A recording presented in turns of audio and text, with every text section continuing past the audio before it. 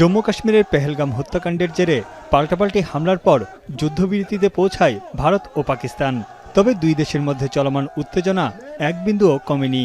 এর মধ্যে আগুনে ঘি ঢেলেছে বেলুচিস্তানে স্কুল বাসে সন্ত্রাসী হামলায় ৮ জনের মৃত্যুর ঘটনা। এটি নিয়েও পাল্টাপাল্টি দোষারোপে ব্যস্ত দুই দেশ। এবার পাকিস্তানের জনগণের উদ্দেশ্যে কড়া বার্তা দিলেন ভারতের প্রধানমন্ত্রী নরেন্দ্র মোদী। গুজরাটের এক নির্বাচনী জনসভায় তিনি বলেন, রুটি খাও, না হলে ভারতের বুলেট তো আছেই।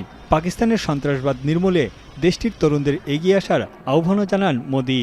पाकिस्तान को आतंक की बीमारी से मुक्त करने के लिए पाकिस्तान के अवाम को आगे आना होगा, पाकिस्तान के नौजवानों को आगे आना होगा।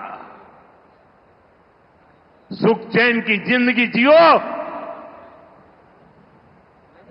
रोटी खाओ, वरना मेरी गोली तो है ही। এদিন পাকিস্তানের জনগণের প্রতি মোদী আরও প্রশ্ন রাখেন, সন্ত্রাসবাদ থেকে তারা কি পেয়েছে।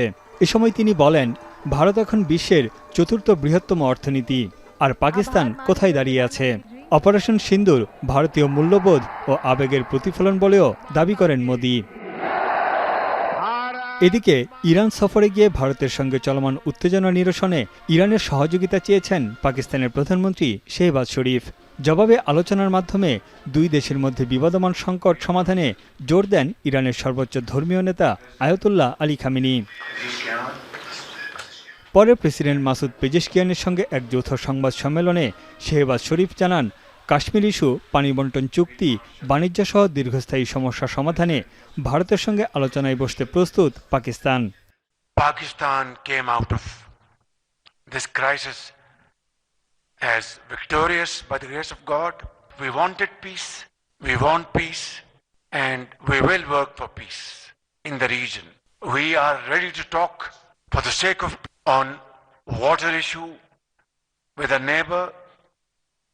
We are ready to talk to promote trade and also counter-terrorism. এছাড়া গাজা ইসরায়েল যুদ্ধ, পারস্পরিক সম্পর্ক, ইসলামী ঐক্য ও আঞ্চলিক কূটনীতি নিয়েও ইরানের সঙ্গে আলোচনা করেন পাকিস্তানের প্রধানমন্ত্রী শেহবাজ শরীফ। তানভীর জানি, এখন বিশ্ব। একনল অ্যাডভান্সড হাইজিন সোপ, এবার জীবাণু ধুলাবালি ঘাম ক্লিন বোল্ড।